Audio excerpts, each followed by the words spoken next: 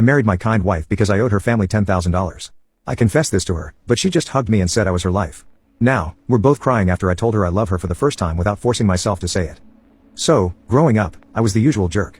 My dad left me when I was around 6. My mom was abusive, and I was living in a dump with her. Life sucked like that. The best part was going to school. No, it was not the teachers. They also sucked. It was my friends who respected me and accepted me for who I am. I enjoyed socializing with them. They made my day. However, they were bullies. Now, I didn't do the bullying. I knew it happened, but I was fine as long as I didn't do it or was the victim. In comes this shy, scared, and nervous-looking girl in middle school. My girlfriends began to group up and bully her for almost a couple of weeks. I didn't care, and I wasn't going to take part or be the victim. I just wanted to finish school at the time. The bullying continued for the girl. She would cry, hide, and try to stay away from school as long as she could. When my friends locked her into a locker once, I stopped them. She used that opportunity to get to know me. When my friends skipped school, she would come and talk to me or sit near me at lunch. She would share her lunch with me since I had nothing. She helped me with my homework, which I had no idea about. And she began to pay for me, which I liked. In return, I stopped my friends from getting to her. I owed her that. As years went by, she invited me to dinner with her parents. We would hang out together, and she'd pay for everything. I liked her, but she loved me. As time went by, I got my driver's license at 17. The problem was that a car would cost a lot of money, and insurance for a young person like myself was expensive. So I asked her parents for the money, saying I would pay them back. I knew they would say no. They should have said no because everything would be so different if they had. But they said yes and bought me my very own car. After that moment, I realized that I had to take care of their daughter until I paid them back. I would drive her anywhere, everywhere, and we became closer and closer. She was so happy with me and always had a smile on her face when she saw me.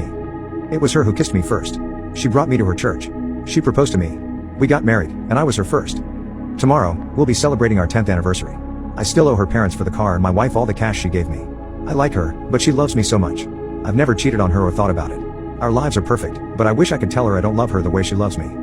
I work a minimum wage job, and my wife is a teacher. We don't have kids. She loves me so much, but if I could take it all back, I would.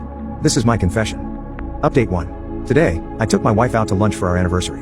When I saw her cute face, I immediately felt different. This was due to the fact that my thread blew up with lots of advice yesterday night. It was the first time that I actually told her I loved her without forcing myself to say it. At first, I muttered it under my breath, and my wife asked what I had said. I tried a second time, and again, I couldn't speak up. Then I said it out loud for the third time. My wife smiled, and her face turned all pink.